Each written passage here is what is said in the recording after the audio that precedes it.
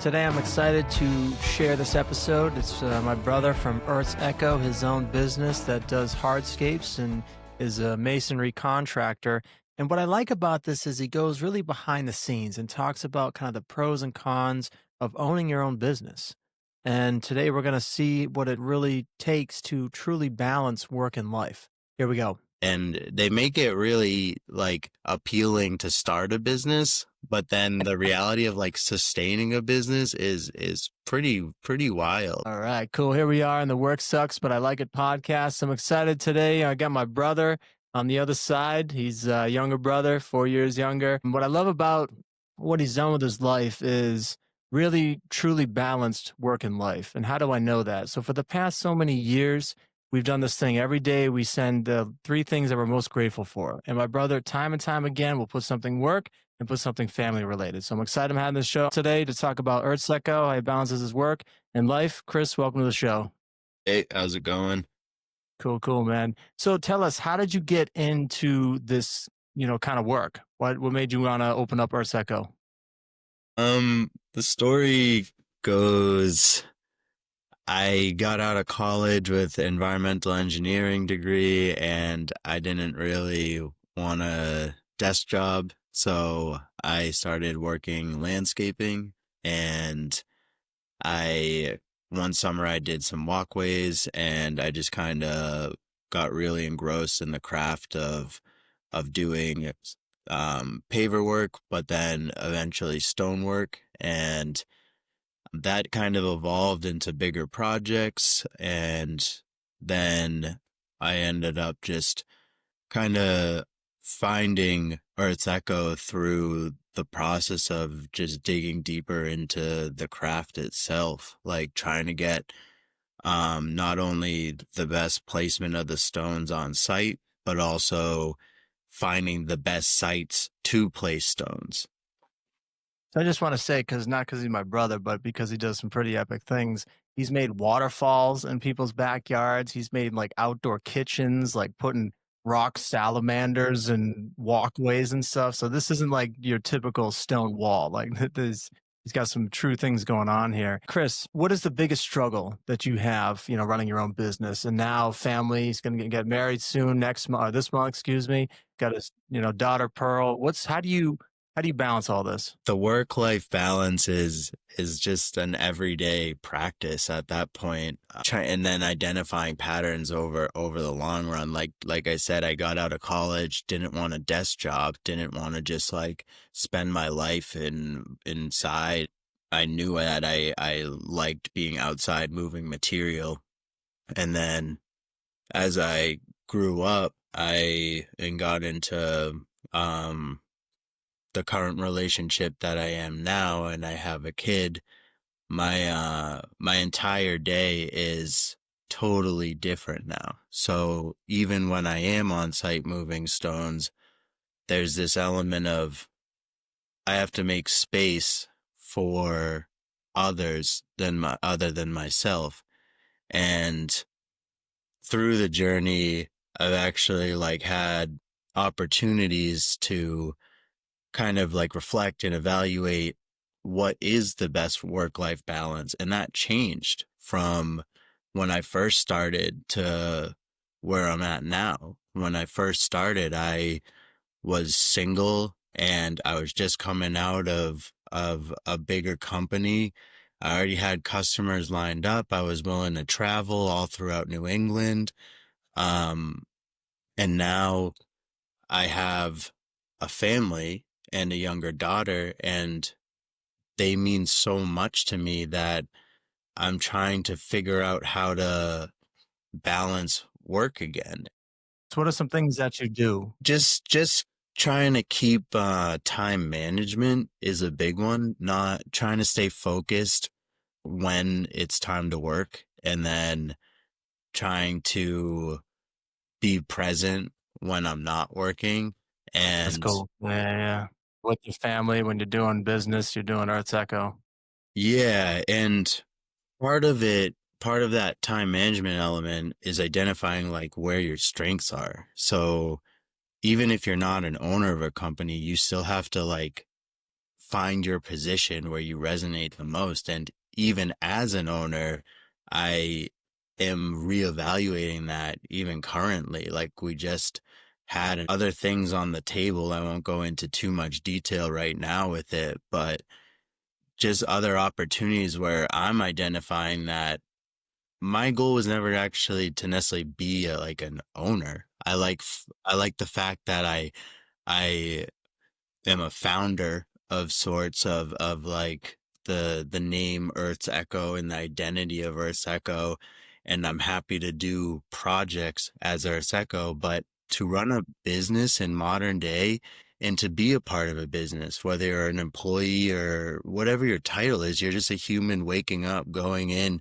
and trying to figure out what vibrations are like bouncing against your character. And the more you live through things, the more you figure out where you resonate. And then the practice of it is trying to position yourself in those places. Because we have a society that tries to direct us and funnel us in very consumeristic ways. So it's really hard to identify like where your peace of mind is, and like as you say, like where's your flow state in the day.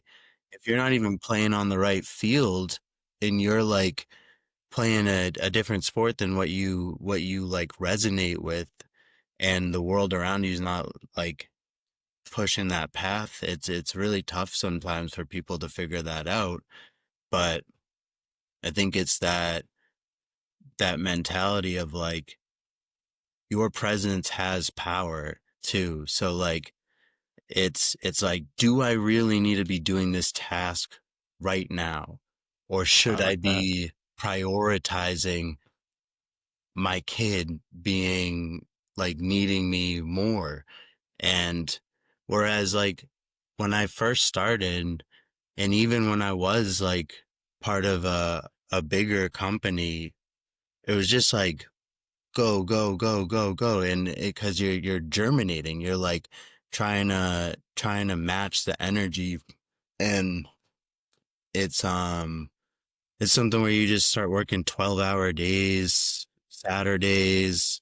I was like staying for long periods of time on these job sites, like And staying this was before overnight. you had the family, right? This is when you Yeah, were oh, previous, yeah. exactly. And it's and what's interesting is that that doesn't necessarily have to like stop completely, because there was an enjoyable element to like travel and doing work. And so I think there are opportunities in that, but there's there's something just more like substantial, to be able to like round out the day going, like knowing that you have a home, and everyone's home looks different, and it might not look traditional, it might not look like what someone else has, but it's what makes you able to decompress and get rest and wake up and go into the next day. So when you wake up, like, how do you prioritize your day? Like, you own your own business, you can kinda, like, make up your own day, what work you do, I know it's kinda seasonal with outdoor work, like, how do you prioritize your day? um I was kind of like refer to my tabs on my computer. Like Right, that's some I quick have crack right there. I have the weather. The weather governs like what I'm gonna do basically, in terms of like actual bulk tasks for work. And then from that I like have my calendar, and then like Does it look like mine yet? it looks different. It looks Yeah, yeah, different. right. It's Fair filled. enough. It's definitely filled. Every minute's Yeah. filled, but it looks different.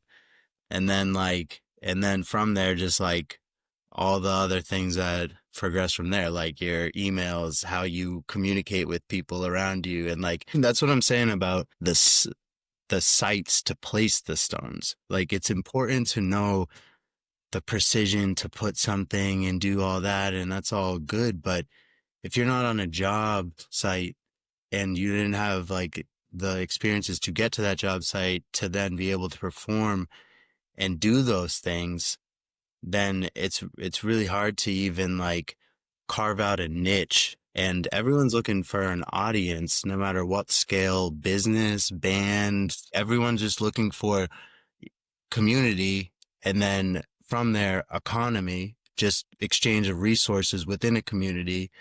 And it's pretty local. When it comes down to it, it's pretty local. Like your biggest celebrities that ever were to exist started as a child and then grew up in public spaces and then eventually carved their own path and like were able to identify and resonate with the things that made them them. And that's all anyone's trying to do.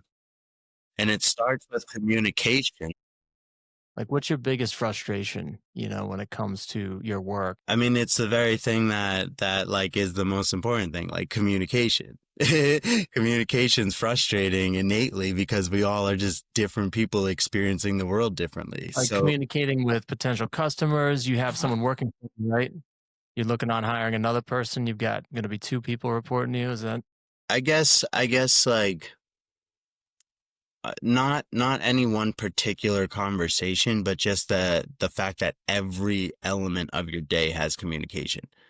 You have to be channeling energy, listening to energy, like people, and then like being part of that conversation. You have to be inputting things that then change your course, like almost like a video game. And there's Diablo so 2? many decisions nowadays because a lot of business is not only done just like remotely for a lot of people, but like even if you're have like a tangible in-field like job, it's still super fast paced because everyone's on their phone, emailing, texting, calling, and it's from 100 years ago to now, the rate of business is insane. Hence why there's just like stupid amounts of like currency and people are making new currencies and just everyone's just going so fast that the whole game is like, how do you keep up, but also carve out your own pace so that you're not going to just fall flat? It's like identifying what is gonna make you, it's like the whole thing, learning how to say no. It's when we're taught to like grow and not fail and like, oh, we can get through it, but the reality is like we're all human, we all have emotions, we all, every single day you span a spectrum of emotions. I don't think anyone's ever gone like an entire 24-hour span where they're just like one emotion.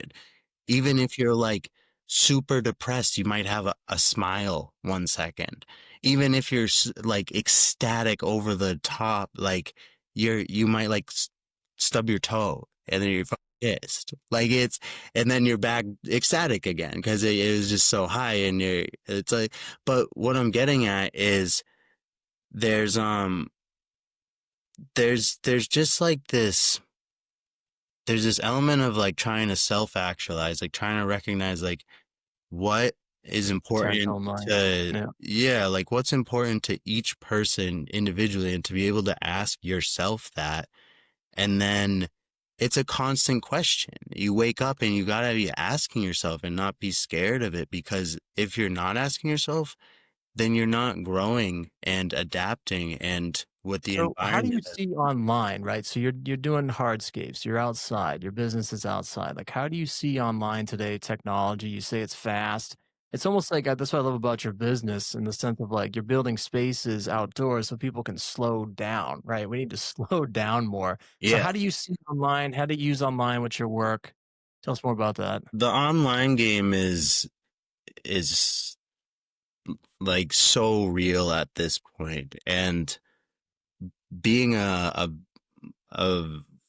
descendant of stone, I feel like the online game is like a temporary thing that you have to like appease. You're like, oh, okay, like this is just what people do now, but like ultimately you're just trying, like the guys who built stone way back in the day, like these massive walls who are like credit cards can't even be put through the joints of like 20-ton stones.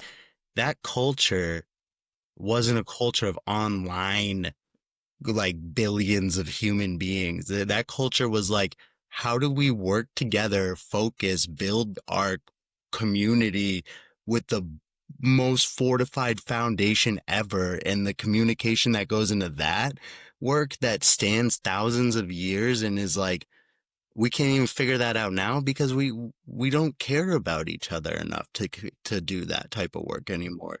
And that's where it hits home for me, is like, it's not what you do for work is almost arbitrary in a lot of ways. I mean, especially nowadays. Obviously, there's obviously like a lot of good services out there, but there's also just like people just create memes all day and make money somehow. And it's Crazy. it's this balance of people are looking online to shop. And But almost like guidance. I unfortunately, agree, like, consumerism, but it's like guidance too, right? So that's kind of the aim of this well, podcast, kinda there's change the conversation education here. for sure. It's at the end of the day, it's just another form of communication. It's just so fast, and you hear from thousands of people all at once. So it's hard to sift through what's meaningful, and what's meaningful is different to different people. But we don't, as you say, we don't even have the critical thinking skills to look past all these memes flying by. The way, just for reference on that, so people know that are listening, that comes from my master's work in psychology, where I looked at what's called the Shallong hypothesis. The more we use fast-paced social media, it leads to increase in narcissism, increase in depression, and a decrease in critical thinking. And that the original idea was proposed back in 2011.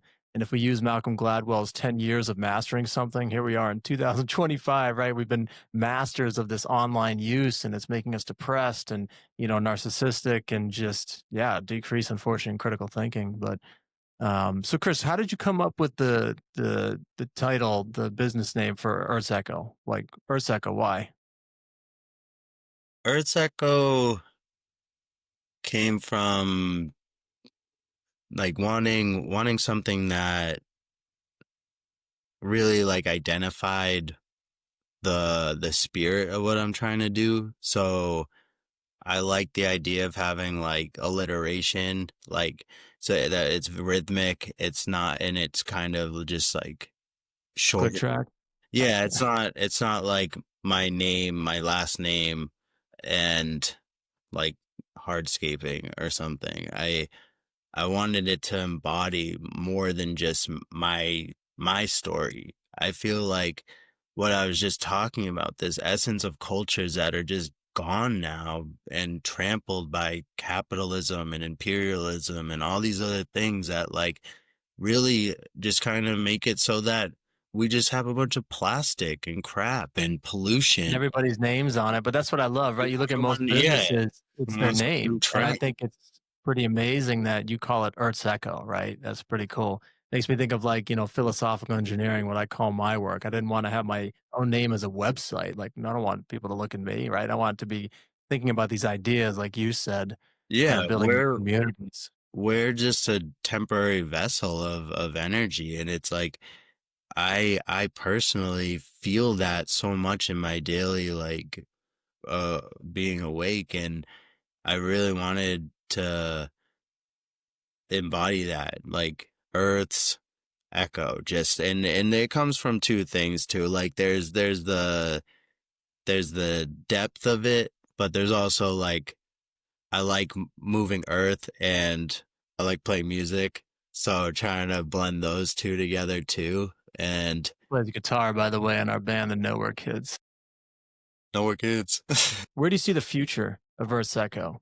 Right? How long you been in business now? It's been 5 years. No kidding. Damn, man. That's Mm. cool. So where do you And see the growth in the next 5 years? Because that's pretty remarkable, right? Because the stats say that the first 5 years, most businesses are going to fail. mm, That's pretty remarkable. So congrats, to Earth's Echo on their fifth year. So that's nice, super thanks. cool. Where are you trying to steer it now? I'm trying to just build my own kind of quality of life while still kind of growing the company. And I'm recognizing that like music, yeah, it's okay to play all the instruments in your room and be sufficient at like all of them, but in some rate, the line of communication with just doing that, you're not building towards something. The one guy didn't move those rocks and friggin' slice them and dice them and put them stacked perfectly for thousands of years. Like that doesn't just happen from one person.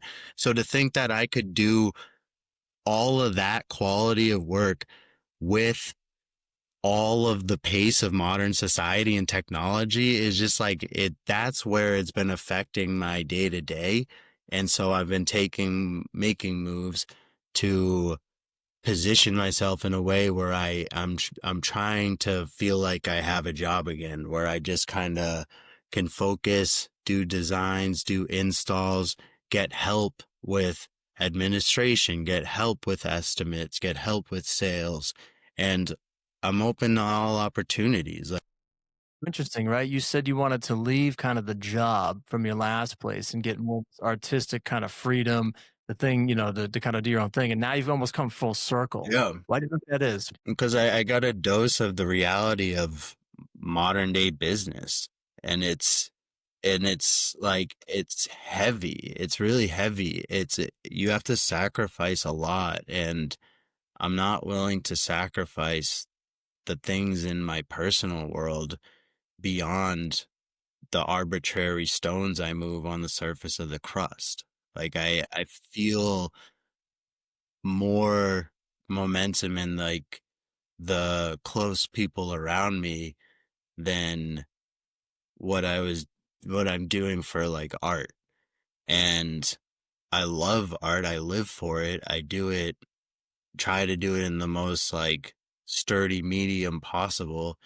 And but I don't want to ever compromise the the balance, and it has been at times because it's just life. Like it's just gets heady sometimes. Balance with work and life. Yeah, Your yeah, girl is what, year and a half now? Is that?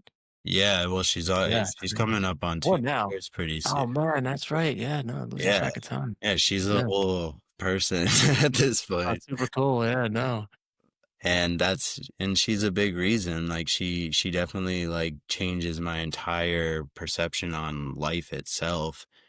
And I'm willing to change and not be so prideful in that, like, oh, I'm the owner of Earth Circle. Like I'm open to opportunities where like other people are involved to Mm. then make space for me to feel like I can do art again and feel like I can be a person again, not like carry it home with me every night and face Getting burned twitching. out. And like at one point I was trying to explain to Allie, my fiance, she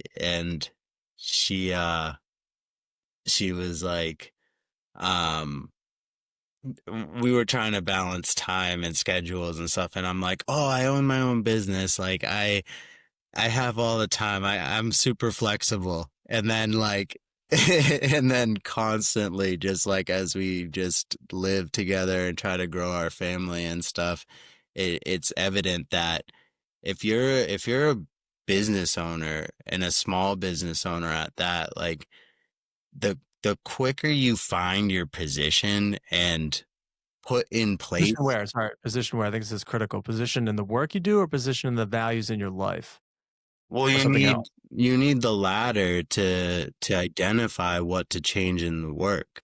Because I was managing for a long time, and I felt like I was happy, and I was happy because it was a different period of my life, and I didn't have other like beings depending on me and influencing me too. And now it's just different, and it's taken a lot of inner work and thinking to really come to terms with that. Like I'm like, okay, it's kind of cool, like I've founded a company, but what do I really want to be doing? I want to be enjoying my days, going to do cool projects, but I'm open to the the possibilities of working with like other people who are also passionate and have other skills to provide. It's like it always reminds me of just like being on a playground. Like you're just sharing the space in the world, and you're trying to play the same game as some other kids, but with a game, you're not playing by yourself. You can play that game, but I've always liked kind of team sports. And so having played this game for 5 years now, it's really heady. There's a lot of weight on, and I'm sure people who have like manager roles and more responsibility in their work probably feel similar some days too.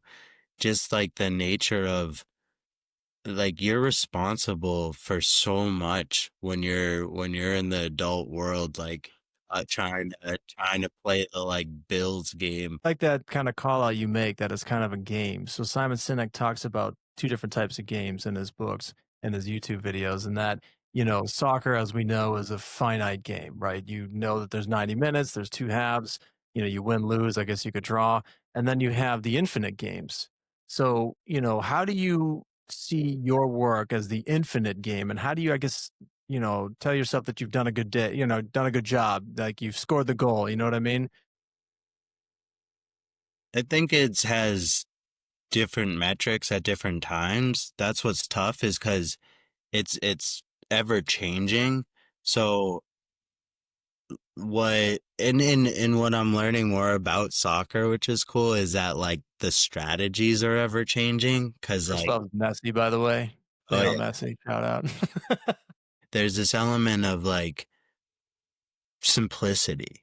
Like your goals to survive are like, don't get hit, don't like, make sure you eat, make sure you drink water and stay hydrated, and make sure you sleep.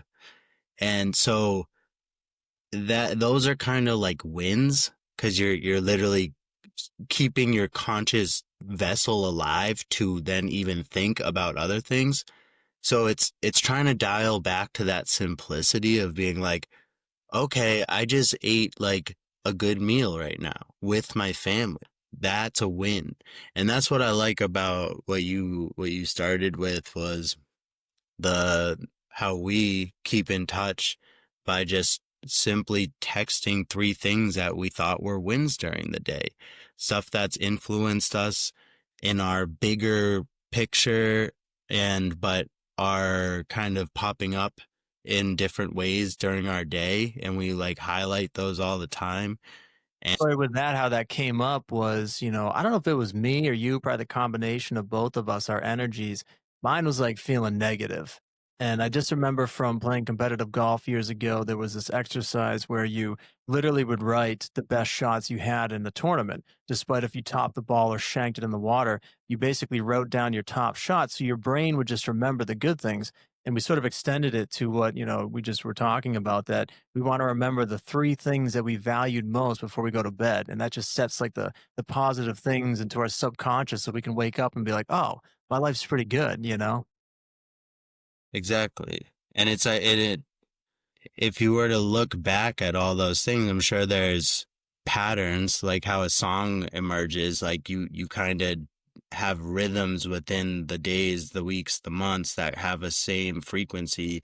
But then if you really take note of all of it, you're like, whoa, there's so much emotion that goes into living. And so I think that to even feel like you scored a goal or are winning in your own head, it's being able to identify like what that even means and being able to define it for yourself. Because the what Einstein was saying, that happiness is when what you think of yourself and what someone else thinks of yourself are the same or something like that. And it's this wherewithal to be like, okay, I have my perception in the world, but am I acting in a way where others perceive that same feeling? Mm. And that's So what's an example of that? Like, what's an example? Can't necessarily think of any like a specific thing, but I guess in describing it in feelings, it'd be similar to if you're happy hitting mailboxes and then everyone around you's like, dude, stop. and then and that like and then you're eventually that kind of disconnect between what you think is happy and what society thinks is happy.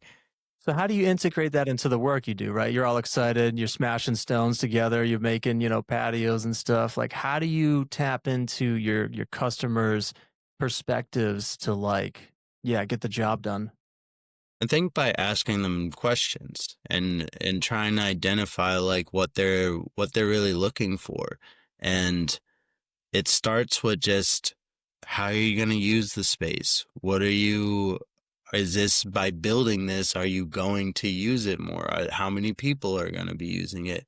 Um, and That's super cool. you start to hear like their story and their day to day and maybe who's in their family. And then and it's a little different than like the sales side of it, because the sales side of it's like, how much money do you have? And this is more the design side of it is like, who are you? What is this space represent? Who's So it? how do you balance the 2, right? Because you need kind of both, right? You just talked about paying the bills game. So how do you kind of That's balance the yeah. I 2? mean, Kind of an art, right? yeah, and it's honestly a struggle as a small business owner. It's very difficult. Hence the statistics of just businesses not even lasting 3 to 5 years. And they make it really like appealing to start a business, but then the reality of like sustaining a business is pretty wild. It's not saying it's not doable. It's not saying like don't do it. It's just like it reminds me of like music of, do you want to be the person just playing everything by yourself and looping it, or do you want to be the person who's part of a band? And Do you and listen to music when you do work? Or do you just kind of um work in silence or the sounds of around you? yeah, there's a lot of sound. We're often in headphones and saws going, hammers, chisels, machinery. It's always, I would say the most music I listen to is like in the truck, Yeah, but yeah. Hopefully the newer kids, right? yeah, sometimes exactly. There you go. What's the one project you're working on now? We're actually helping out this art director who I've grown pretty close with. He's he got commissioned for a Vietnam memorial, and he came up with this concept of this open granite book, and the thing's like 10 feet by 10 feet, and we're like working on it, and we gotta like stand it up and stuff. I'm just helping out with like kind of detailing part of it.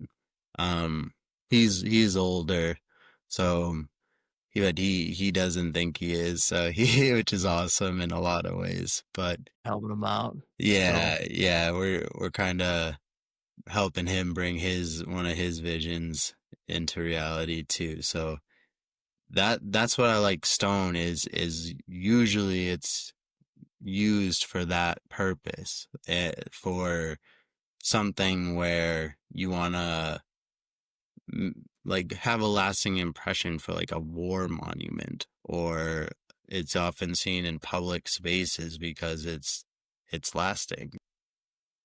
so I got one more question for you, and then we'll break here on the show today. So the podcast shows about work sucking, and you finding that, there's some joy that you can like it. What's the thing that you can share with the audience, the listeners here about your work that sucks and how do you get around that to sort of like it?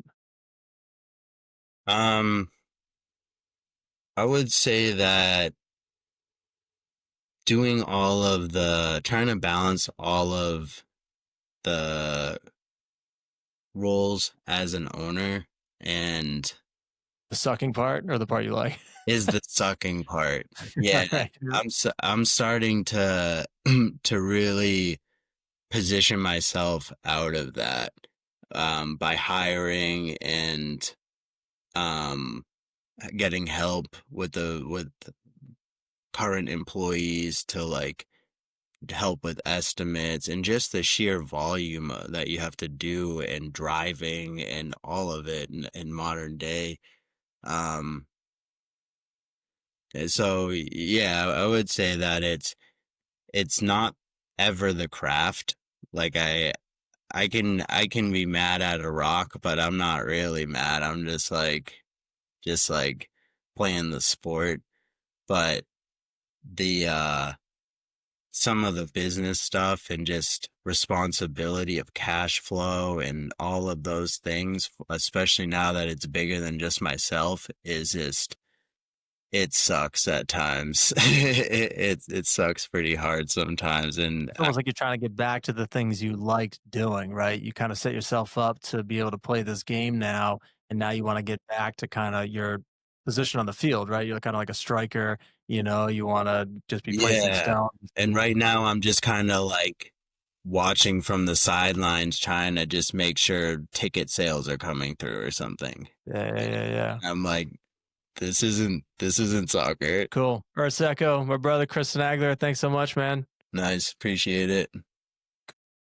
What a fun episode to record, my brother. It was really the first time I got to actually dive into the philosophy of Earth's Echo and how it runs, how it looks to run in the future to stay, for many more years to come.